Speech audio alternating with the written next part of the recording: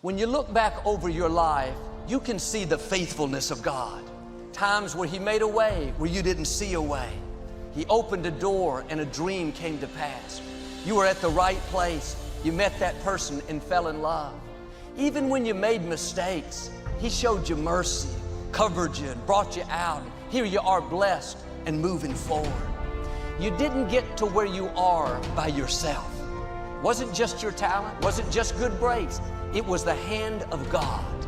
He's been working behind the scenes in your life, pushing back forces of darkness, lining up the breaks that you need. Even before you were born, in your family line, God was orchestrating things in your favor. A grandmother that always prayed for you. She spoke faith into you and told you what you could become.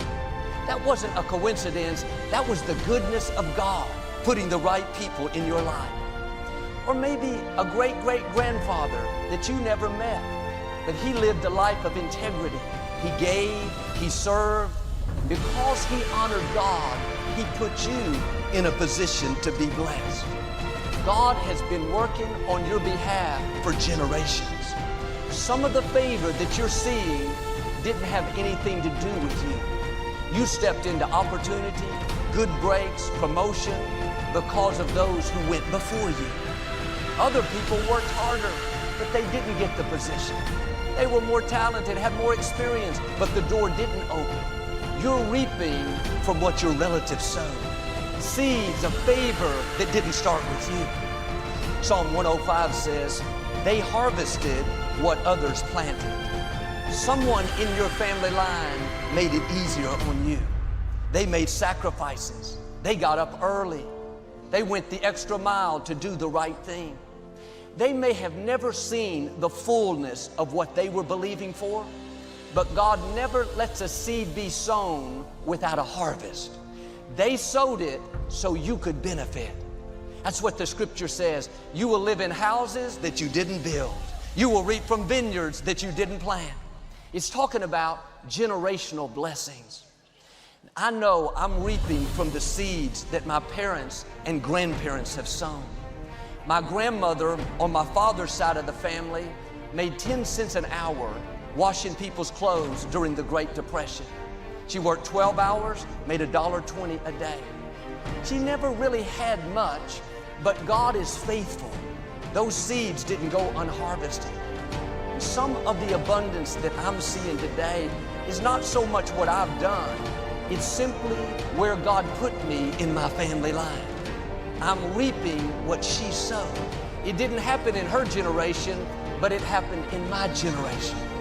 That's why I take time every day to say, God, I recognize your goodness. I know I didn't get here by myself.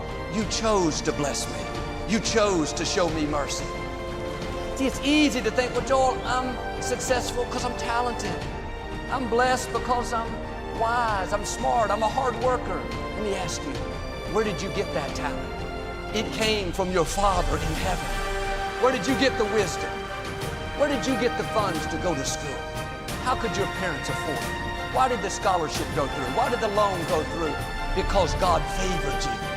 He chose you to succeed. He chose you to go further than those before you. You could have been born generations back. Perhaps when your family struggled, made sacrifices, didn't see the increase that you're seeing. You are living in the day they dreamed about. In one sense, it didn't have anything to do with you. It's just the hand of God putting you here at this time where you can reap what others have sown. You have to be faithful with the small before God will trust you with much. That's a time of testing, a time of proving. It's easy to think, well, Joel, when I see some growth, when I get some good breaks, then I'll give it my all. No, you have to give it your all right where you are. God is watching. He sees what's not growing.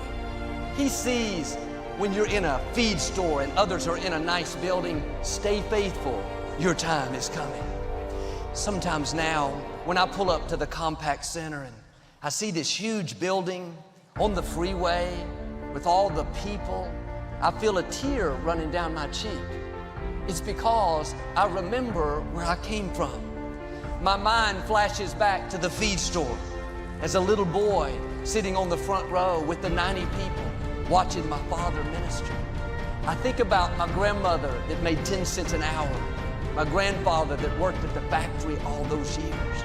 When I realized how far God has brought us, how He's opened doors I never dreamed would open, how He's taken us further than we ever imagined, I can't help but say, Lord, thank you for what you've done in my life. Thank you for taking me further than I could go on my own.